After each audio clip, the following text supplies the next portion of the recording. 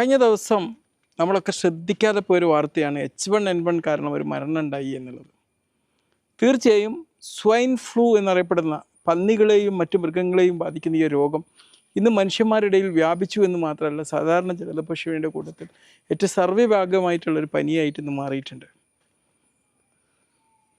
അപ്പോൾ ഈ ഒരു അവസ്ഥയിൽ ഈ സ്വൈൻ ഫ്ലൂ അല്ലെങ്കിൽ H1N1 വരുന്നത് തടയാൻ വേണ്ടി എന്തൊക്കെ നമുക്ക് ചെയ്യാൻ പറ്റും എന്നുള്ളതാണ് എനിക്ക് പറയാനുള്ളത്. തീർച്ചയായിട്ടും നമ്മൾ വർഷത്തിലൊരിക്കുന്ന ഇൻഫ്ലുവൻസ വാക്സിൻ അത് H1N1 കൂടി പ്രതിരോധിക്കാൻ സഹായിക്കുന്നതാണ്. രണ്ടാമത്തായിട്ട് നമ്മുടെ കൈകളുടെ ശുചിത്വം ശരിക്കും പാലിക്കുക എന്നുള്ളതാണ്.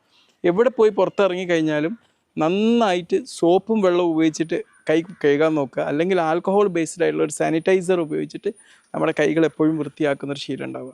ആർക്കെങ്കിലും ജലദോഷപ്പനിയോ അല്ലെങ്കിൽ ചുമയോ ഒക്കെ ഉണ്ടെങ്കിൽ അവരുമായിട്ടുള്ള സമ്പർക്കം ഒഴിവാക്കുക. ചിലപ്പോൾ അത് H1N1 ഉണ്ടായിരിക്കും.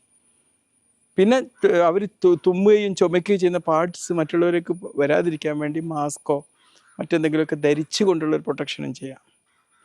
പിന്നെ നമുക്ക് പരസ്പര സമ്പർക്കമുള്ള സ്ഥലങ്ങൾ നിരന്തരമായിട്ട് ശുചീകരിക്കുക. നമ്മൾ പെട്ടെന്ന് ഇപ്പോൾ ചുമച്ചു വെക്കാനൊക്കെ സാധ്യതകളൊക്കെ നിരന്തരം ശുദ്ധിയാക്കുന്ന ഒരു ശീലം ഉണ്ടാവണം. അതുപോലെ തന്നെ ഇതിൽ ഏറ്റവും ഇമ്പോർട്ടൻ്റ് ആയ ഒരു കാര്യമാണ് നമ്മുടെ ശാരീരികമായിട്ടുള്ള ആരോഗ്യം കാത്തു സൂക്ഷിക്കുക എന്നുള്ളത്. അതിനുവേണ്ടി കറക്റ്റായിട്ട് ഉറങ്ങുക, നന്നായിട്ട് വ്യായാമം ചെയ്യുക, നന്നായിട്ട് ജലാംശം ഉള്ളിലെത്തുക, മൾട്ടി വൈറ്റമിൻസൊക്കെ അടങ്ങിയ ഭക്ഷണങ്ങൾ കഴിക്കുക.